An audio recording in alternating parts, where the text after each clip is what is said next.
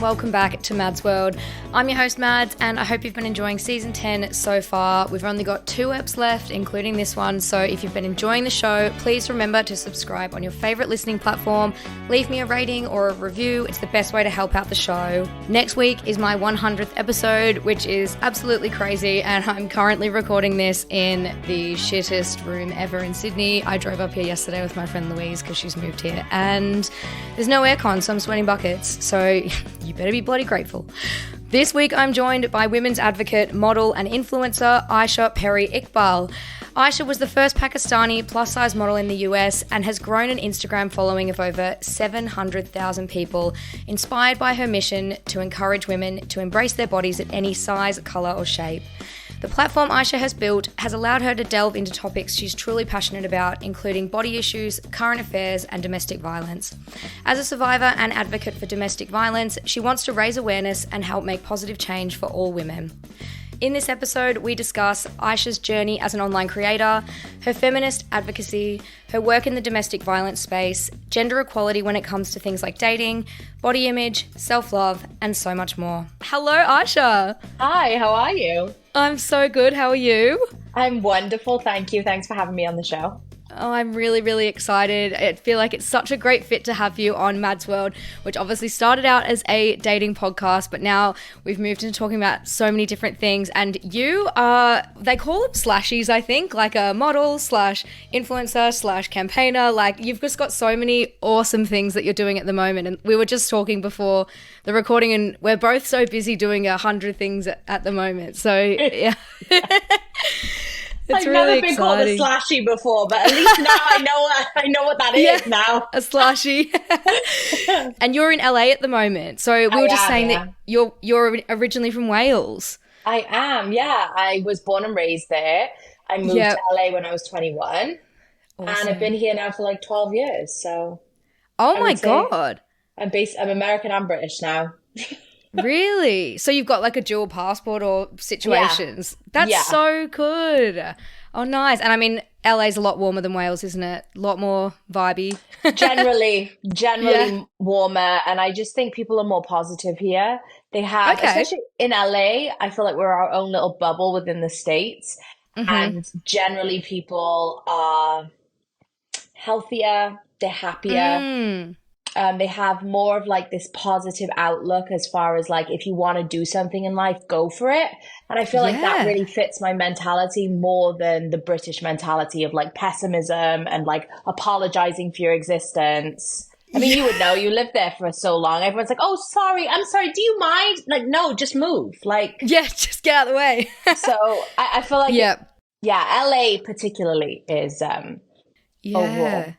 Better. You know what? I'd love to know as well, like, I saw a TikTok about tall poppy syndrome. Have you heard of it before?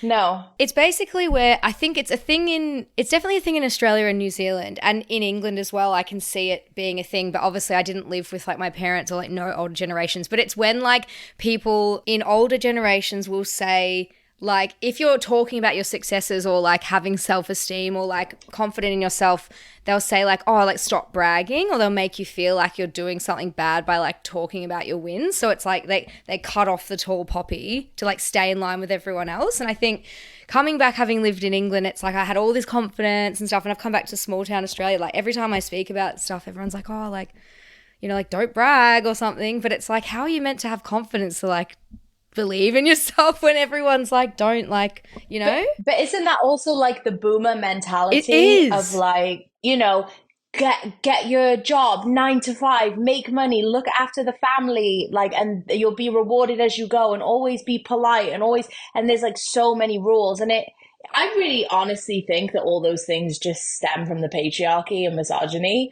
It's a way to keep like people under control, and that stems from white men going down to other ethnicities of men and then going down into women. Yeah. And it being worse and worse depending on your ethnicity as a woman. It is all about control, isn't it? And I think it's probably like to stop women feeling like they have any sense of power or control over their own lives. Like talking about your successes and your wins, it's like the more you say it, the more it becomes real, which is like something I think that younger generations are so much more used to now, you know? And it'd be interesting to see in like the next 20 years how that sort of talk changes, you know? And also it's like, don't get too excited Yeah. because then you might be too independent and then no man will want you and then you won't be a good Oh, housewife and a good mother and blah, blah, blah. Bye. I can be all of those things. Like I can be bye. all of those things at once. Yeah. Yeah, 100%. Yeah, the don't get too excited is so like, because I'm a massive dreamer. I'm like a manifestor. If I like think of something, I will hyper fixate on it until I achieve it. Like, but then you like one person will say, "Oh, don't get too excited. Like it might not happen." It's like, why would I start off thinking that way? That is so negative to me. Like I won't achieve it, you know? Look, I literally just talked about this on TikTok and it's basically like delusion, right? Delusion is perfectly fine, but you have to be delusional with goods to back it up. Like you have to have talent or some sort of guided path or like the ability to do so, which means the delusion and manifestation works. But then there's like delusion and then there's like clinically insane. And to me, it's like some people, they lean so far into the insane category that I'm like, babes, you're just unwell. Like, there's no way. Like, none of it correlates together for this Yeah. to happen for you. So that's when I feel like there needs to be a bit of realism. But generally, I think manifestation and delusion, especially in the entertainment space or social media space, you have to have some sort of delusion to get you anywhere or to give you, even if you don't have set in confidence, it's going to provide you with the confidence to just go for it, you know? 100%. Yeah, it's like you need to have some sort of like reason to warrant feeling like you can achieve something, like some sort of evidence, you know, rather than just vibes. But I do run heavily on vibes a lot of the time. But yeah, but you also have the goods to back it up. So that's what I'm saying. Delusion with goods to back it up is going to manifest what you want. love it. Well, let's get stuck into our speed date question round. So this is a few fun upfront questions before we have a bit more of a deeper discussion. So everyone listening, if they haven't heard of wonderful Ayesha, they learn a bit more about you before we jump into our chat. So first question, what is your favorite pop culture moment of all time? I was actually thinking about this, and you know the moment, I think it was the VMA Awards, where Omarion did the icebox where my heart used to be. Got the icebox where my heart used to be. Like, whoa. And I feel like that's really millennial of me to pull up that one. But I used to go on LimeWire. If you're a millennial, you know. I used to go on LimeWire and watch that, download it and watch it, because this was before like the YouTube days. And I used to watch it over and over again because it was just, that was it. Yeah, I did jazz dancing and like contemporary dancing when I was a teenager. And when I tell you that song like defined that era for me, like or like hip hop, but like it was like white girl hip hop. It was like when Crumpet, like when Step Up came out and stuff like that. Like it was like that's contemporary, the vibe. Modern, like kind of, I used to do the same thing. So cringe, but so funny. But yeah, those and like your Akons and your Chris Browns, like that whole period of my life is just transports me back. Like I was definitely a Step Up girly for sure. Oh, incredible. And Step Up to the Streets was just so good. Vibes, full vibes. And then Honey, the movie Honey. Oh my god. Save the Last Dance is still my favorite movie. Like I'm cry every time. Time.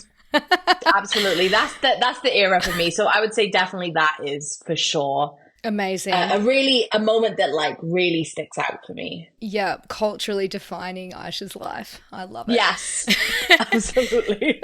So good. And in a bit of a different strain, tell me about a failure or a moment in your life that taught you something really valuable. There was actually this moment when I graduated college. You had to audition to go be like a tour guide at Universal. And my papers would only allow me to work within the industry. And obviously, when you graduate from drama school, you're not gonna walk into a big movie or something. And social media was not what it is now. Like Instagram had only just come out when I was in college. So yeah, I auditioned, and the script was like hardcore.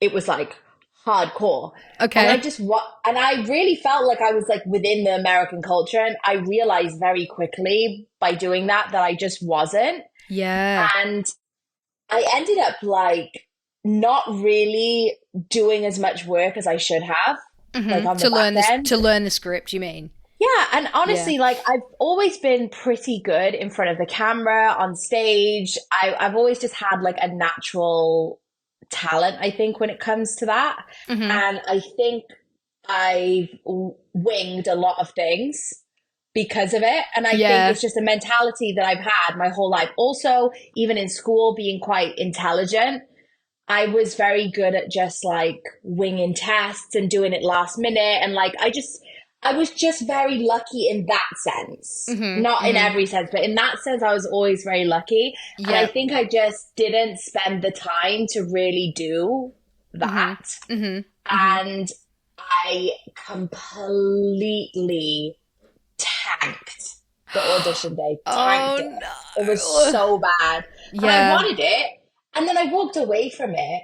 And what I learned from it is that, like, I actually don't need to follow the path that I think I'm supposed to follow that's going to get me where I need to be. Because everyone was going in those paths. And I thought that I was supposed to do it. And really, if I paid attention to the fact that I don't really want to sit there learning all of these things and doing all these things. And then do I really want this job?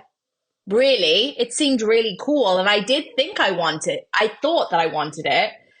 And I don't really think I did at all because I would have put in the effort. Anyone would put in the effort for something that you want to do, right? And it just made me learn that like whatever my path is in life, it's going to happen for me, and it's not going to be necessarily easy, but it's going to come to me. It's going to happen, and there's nothing that can stop it, you know? And I think that's what spurred me into going into whatever direction made sense, which ultimately has made me build a really individual career. And I'm still building in a path every year in like whatever direction I want to go in that makes sense for me. I think like you really pay attention to what it is that you want and go for it. I guess it sort of leads into what we were saying before about manifestation and just like having the self belief that you are good enough and knowing like from your experience, and obviously you did like your studies with drama and stuff, like knowing in your core that what is meant for you will come because you've got the skills and you've got the passion and those things. Like it's sort of having faith that it will work out because you know that you're worth it and you're good enough. Yeah, and I think also it's like when you move to another country, like I moved here from the other side of the world on my own at 21. I think there has to be some sort of strength there to be able to come with nothing and you start your adult life on your own in another country and to be able to get to the point that I'm at now on my own, you Yeah. know? So I think I wouldn't have been able to do that Mm, without the belief that it is going to happen for me. yeah. And whatever path is supposed to go on, it's okay if it doesn't look like what I thought it Yeah. should look like, but it's going to maneuver into the space that it's going to ultimately end up being, which will be the best thing for me. Yeah, I love that so much. And my next question is tell me about a book or a movie or an album that has impacted your life. So, not just like your favorite book, but something that you've read or a movie you've seen that has really changed the way that you approach the world. Because I feel like everyone's got something a bit special to them. Yeah, I've said this quite a few times, but this book, it's right here actually. Love that it's right there, Yeah, I handy. have a bookshelf, but Why Does He Do That by Lundy Bancroft. I read this book after I finally was able to leave an abusive relationship. And I was Good on you. struggling with the question of like, why? And I Mm-hmm. think it's really common for survivors of any form of trauma actually, to struggle with the why, the question of why. Mm-hmm. And I was just looking online, trying to find, I don't know, anyone that I could listen to find the answers. And I Yeah. came across this book randomly. And this book was written quite a long time ago.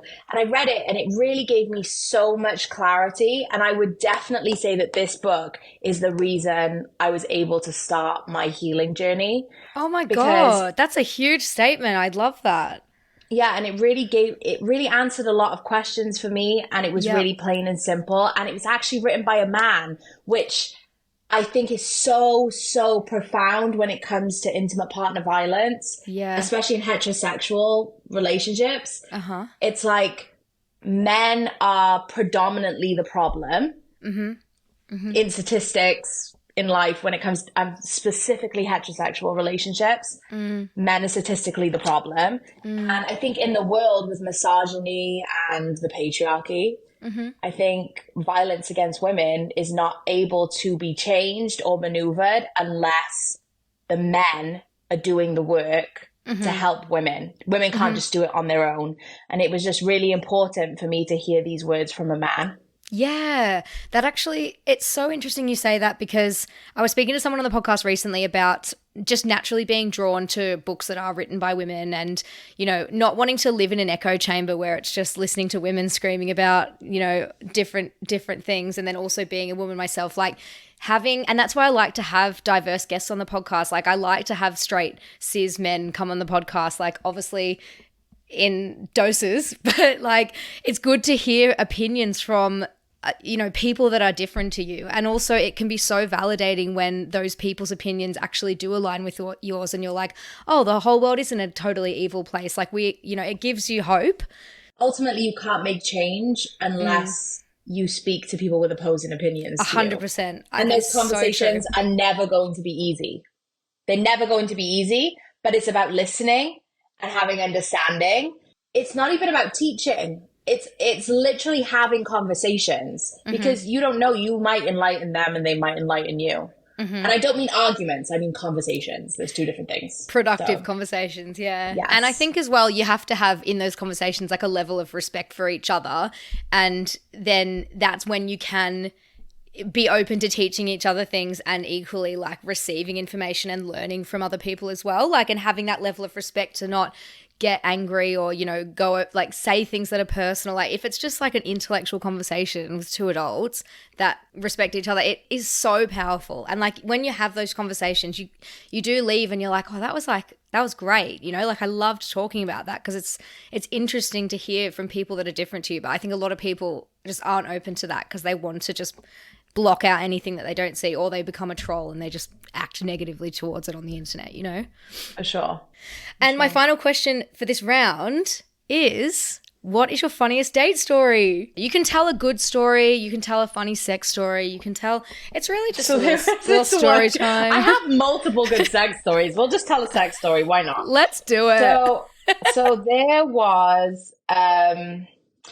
there was this guy who was also in the industry. He was in like a couple of big movies. Amazing. Anyways, he asked me to go on a date. He's definitely at least 20 years older than me, right? And I went out with him, fine. He's handsome, whatever. We had a good date. And then I was in my early 20s. You know when you're just like in a space where you want to just have fun and you're like, whatever. Oh, so absolutely. I went back with him to his house and fine, fell asleep at his house, whatever. The next morning, we decided to get in the shower and I'm like, oh, everything's going to get so frisky now. Love that for us. I saw, you know, like I was standing in front of him in the shower, but I was facing towards the shower head. So I kind of like glanced and I kind of like somewhat saw that he was like excited. Yeah. And I'm thinking, okay. And then I kind of like felt him touch me from the back. And it kind of felt like one of these, but I didn't actually feel anything. And then I turned around and I was like, oh, like, are you good? He was like, yeah, I came already. What? He was just so excited.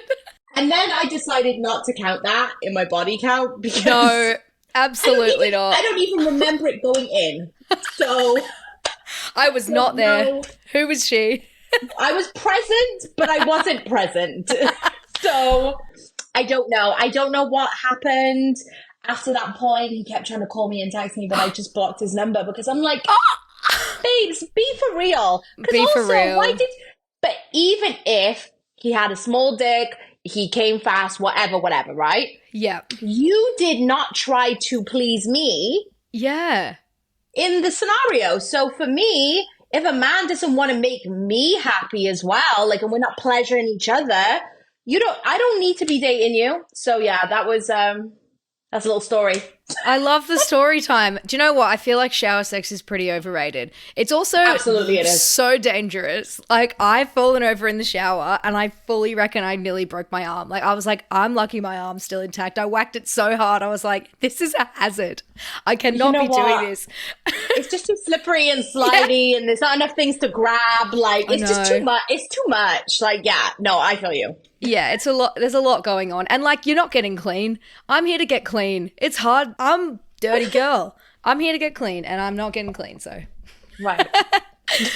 Oh, love it. Well, I've asked you on the podcast because, as we said, you've got so many different things going on and you talk about so many different topics online and you have a lot of different forms of content, which I find really fascinating because your audience is super engaged. But I'd love to hear more about how your journey as an online creator aligns with your advocacy in the social justice space and how that all sort of links into feminism as well, because we've sort of touched on those topics already in the podcast. But yeah, I'd just love to hear about the journey. Like, how did it all start out and what made you want to do work in this space? My following started growing because of my modeling career. I was a plus size model and my following started to grow that way. But during my modeling career, the start of my modeling career, I was in an abusive relationship. Yeah. And I experienced a lot of struggles, even within the industry, being the only Pakistani plus model, and then going home and experiencing violence and violence in all facets, really, from my partner. So it was just a really hard time for me. And then I would go online and girls would be looking up to me saying, oh, wow, you're so confident, you're body positive, we love you. And then I'm feeling like, wow, I have to be this person online. Yeah. And I'm seemingly this person. And I'm so happy that I can help people, but I'm not helping myself. So when I actually left the relationship, I decided to be honest about my experience publicly. And I was also honest with my experience to my agents and people around me. And it was really freeing for me at the time. I wasn't ready to advocate at the time, but I didn't realize I was already advocating just by sharing my story, and it created community. Yeah. And then as the years have gone on, I think during my healing journey and having multiple years of therapy, I think I've just been really open with sharing my journey, sharing the things that I've learned. And I do a lot of reading. I meet a lot of people. It's just helped me to like kind of move into different spaces. And I really actively seek out places that do advocate for women. And I think overall, the bottom line of what I've discovered over all of these years of doing this is the body positive movement also aligns with violence against women. In what way? Like, in what way do you see that link? Because ultimately self-love is the bottom line to everything. Yeah. If you do not love yourself genuinely, and I don't just mean like, oh, I'm a bad bitch. I mean like you genuinely love yourself and you pour into yourself in every facet of life. You have healthy boundaries, you have healthy relationships, like it seeps into every facet of your life. The more you pour love into yourself and you put yourself first, the more you'll have a healthy body image, the more you'll have healthy relationships, the more you'll have healthy work experiences, and you'll have healthy boundaries across the board, which will mean ultimately you won't be frontline. Obviously, there's freak circumstances of danger for women. I understand that, but you'll be less likely to be in an abusive relationship because ultimately you've worked on that self-love. And I think it's really important for women and for men to have a period of time in their life where they're just pouring into themselves and learning and discovering themselves without dating at all. And I don't even mean like talking to people. I mean fully not interacting with the sex that they're attracted to, unless it's in friendship, not with any pursuit of attraction. And then, only then will they be in a space where they know themselves enough and they're comfortable with being alone, and they will be able to have a healthy relationship with someone. And it will also improve their friendships. I totally understand that. I haven't actually gone on a date in a year on purpose, just because I had the dating podcast. I had my early years in London when I would be on 3 dates a week, top shagger, absolute legend.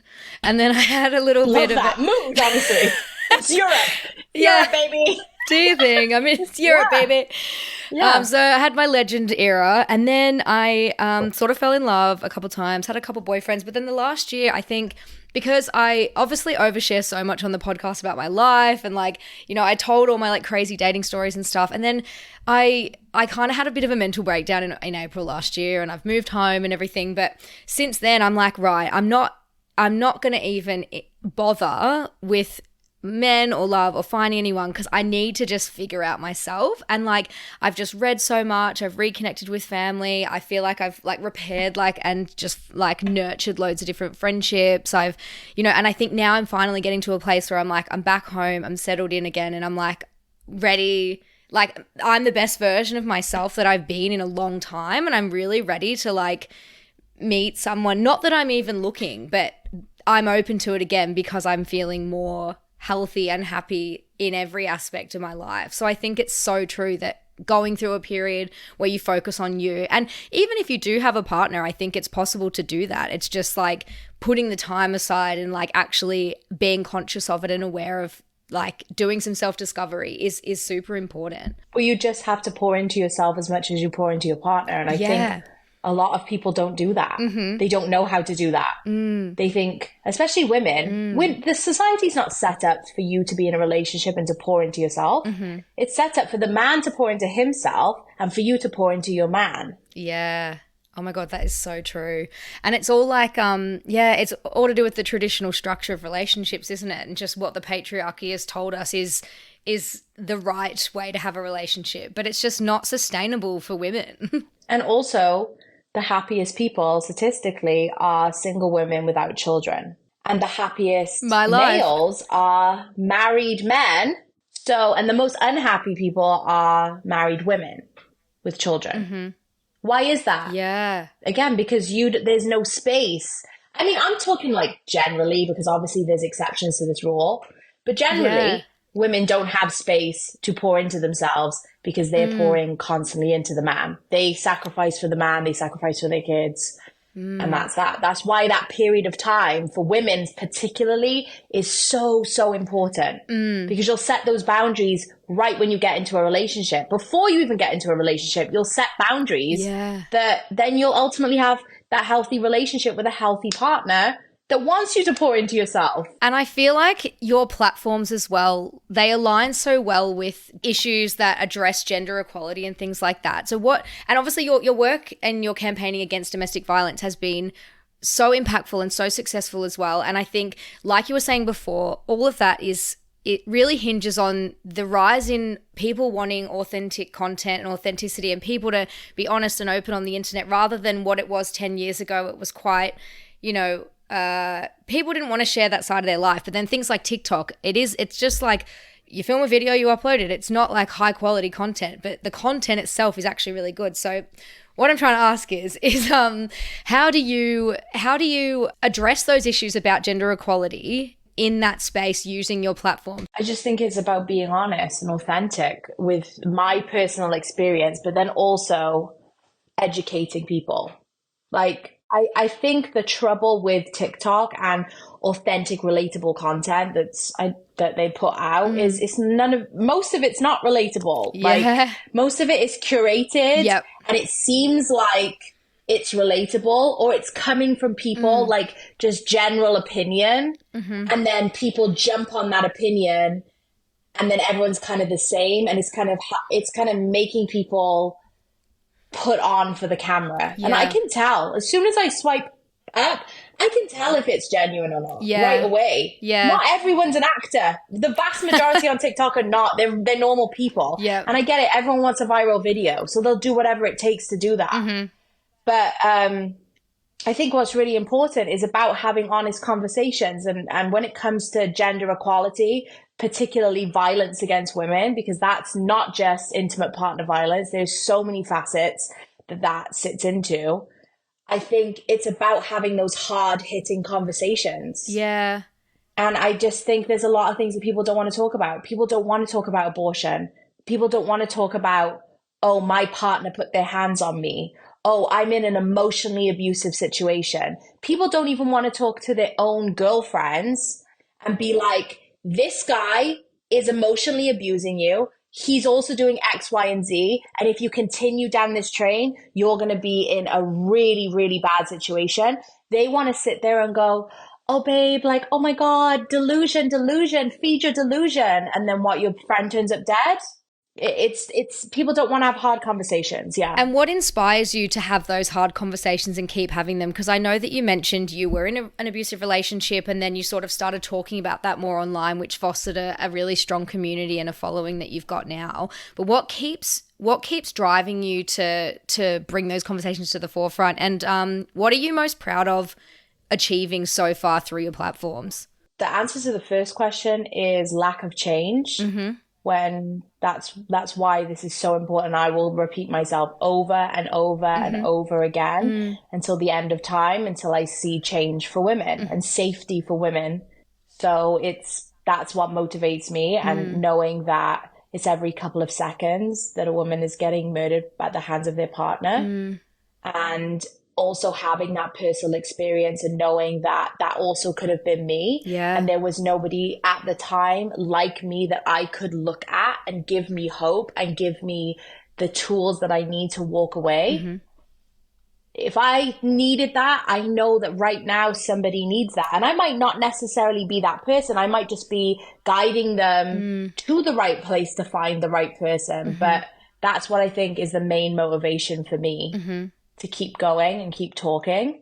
When you're wanting to, when you are staying motivated to talk about that stuff because of the lack of change, like what sort of impact have you seen personally through your advocacy work? Like, have you had messages from people, or, what are you really proud of through the work that you've done or the work that you're doing? That I've seen people leave bad relationships and bad situations. Really? And I've had messages from people who have watched something from me and then years later have messaged me saying they're now in a better place or whatever. Really? And it's not necessarily been because I personally helped them leave, but maybe something I said helped them leave, or I don't know whether I gave them the confidence, or they've watched my personal journey and it's like spurred them to feel more confident.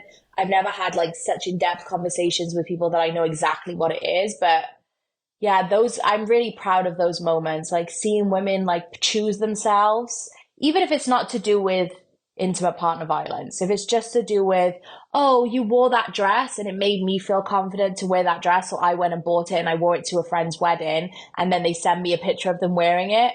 That to me is like, oh, I'm so glad that I was able to give you the confidence to go and enjoy yourself. Yeah. And to wear the dress, because you only live once. You know what I mean? Like, go enjoy yourself, and you should wear the dress. So I think it can be super simple like that, or it can be stuff to do with like intimate partner violence. Yeah, that's incredible. And I think the work you're doing in the body positivity and self-acceptance space is really amazing as well. I think it'd be great to know from you how you think that feeds into things like dating. So like before you're in a relationship, like dating culture, which is always changing, and the dynamics of it are changing as well. I think as women become more aware and there's more talk about feminism and stuff online, I think it'd just be good to get your insight on what you think, how you think body positivity and dating are connected. I think that men are extremely physical creatures. They go through waves of what it is that they like. And I think that the bigger that you are as a girl, or the curvier you are, the more you get fetishized. Yeah. Which is actually really hard because, so for example, I'm curvy. I'm 100% body positive. I have been in situations where I'll be naked in front of the guy and he's not body positive enough that he won't want to be naked with me. And then they get comfortable, and then they'll sleep naked with you and stuff like that. And then you end up helping them be more body positive. But what I've noticed in my personal dating experience is I'm confident. Yes. I'm body positive. Yes. Am I sick thin? No. But it definitely puts me in positions where one, I'm fetishized, Yeah. or two, guys just want to like be around you just to see what it's like, Yeah. or just to say like I had a curvy girl or whatever, or they will literally shun you because you're not whatever body type is acceptable in society. And I think that's the problem. And when talking about fetishization as well, I had an interesting conversation with Sharon Gafka. I think you were on maybe on her podcast as well. Is it Yeah, Girls I Know know Nothing? Sharon. Yeah, we spoke about like racial fetishization as well, and her experiences on Love Island with being an Asian woman and experiencing that from men too. So I suppose when you're talking about minority groups, I find the whole discussion really fascinating and also really upsetting, that, you know, so many women that are marginalized or come from different backgrounds do experience things like that. And I feel like, I mean, this is speaking really generally. It usually is coming from straight cis white men. But what would you have to say in regards to that side of things? I definitely experienced that. I've had white men in the UK tell me that they don't date my kind, which I don't even know what that means. Yeah. But okay, bye. Like See ya. I don't want to date you either. Yeah. Basic, get out my face. And then it's like, then in my experience dating some ethnic men, like for example, I dated a guy who was Haitian, and I'm very immersed in the Haitian community. I'm also not white, half white, but I'm outwardly Pakistani. Like I'm not white facing. When we broke up, it was like he loved that I was ethnic. Oh my God, yeah, you cook all the Haitian food. Oh, I love that you're an ethnic girl, blah, blah, blah. You got all the ethnic codes. Oh, this is all stuff that he would say. And then when we broke up, suddenly I'm a white girl, this white bitch, da da da. Oh, so on the side when it comes to non-white men, non-white cis men, I'm ethnic when it's convenient for you, but when it's convenient for you to come at me or say something bad about me, then I'm white suddenly. Yeah. And then you're making it a racial thing. So it's like as a mixed race person, it's really hard Stuck sometimes. in the middle, yeah.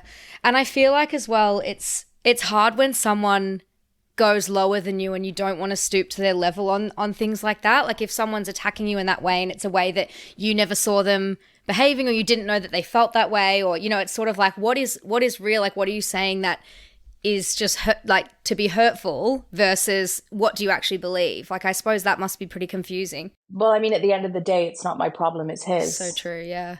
I know what I identify as. I know how I experience the world. And you don't get to tell me what ethnicity I am. Yeah. You don't get to tell me how I experience the world in the same way I would never tell you. So if you're trying to say that, then you've got some sort of problem that's clearly a you issue. So I'm not going to sit there confused at all. That's a you thing. Yeah, just walk away. So go deal with it. And I'm going to go deal with me because ultimately, whatever. Yeah, good on you. God. You weren't saying that when you were knee deep in my pussy, babe. So bye. Oh God, I love your attitude so much.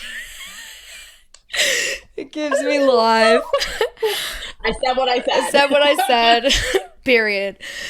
Oh, so good. I've got one final question, and it's about finding the balance on social media when talking about more serious and hard-hitting issues like domestic violence, and then balancing that with, because obviously you've got a lot of like fun content, funny content with your mates, like modeling content.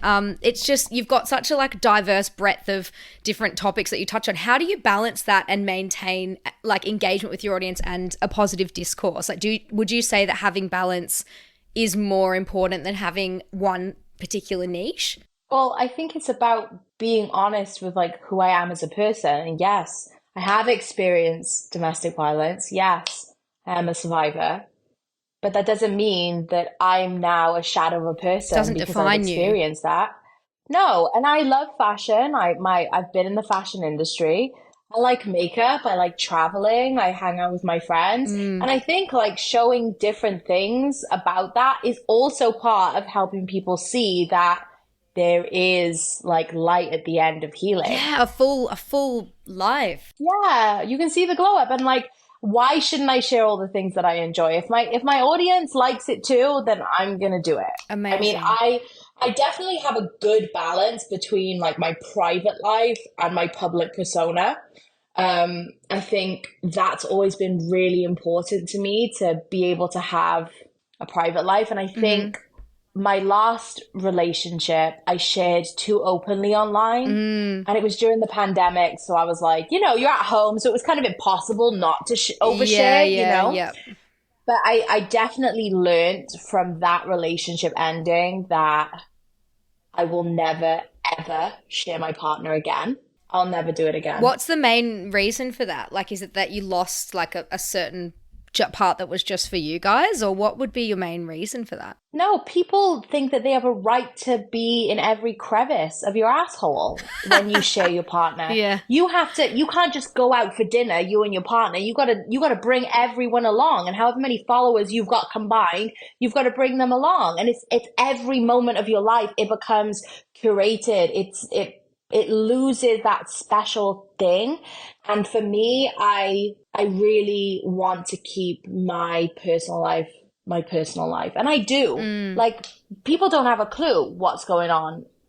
They think they do because I curate content for them to see. And yes, it's authentic, but it's as much as I want to show. Yeah. And I think that that's really important. And I'm not going to share. If I'm blessed enough to have children, not sharing my children, not sharing my partner. Yeah. And that's okay, because that's not my business. Yeah. And it's not your business. So I love that. Yeah. That's so good. Just keep something back for yourself, you know, and then it's your private special thing, you know, and that's important. And it's also a moment to switch off, because how can you be present and the best version of yourself and like we were saying about working 24/7, imagine then having a relationship that even when you're in your relationship and it's supposed to be downtime with your partner, you're still working. Yeah, because the only time you probably time you probably don't have to share your relationship is when you're having sex.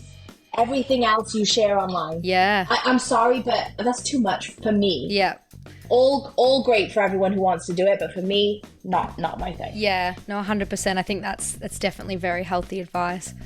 It's been brilliant having you on the podcast. I feel so blessed to have been able to speak with you. And honestly, I think the work you're doing in so many different areas is really inspiring. And yeah, I'm super proud of how far you've come, and the content you're making is just awesome. So thank you so much. Thanks for having me. I really appreciate it.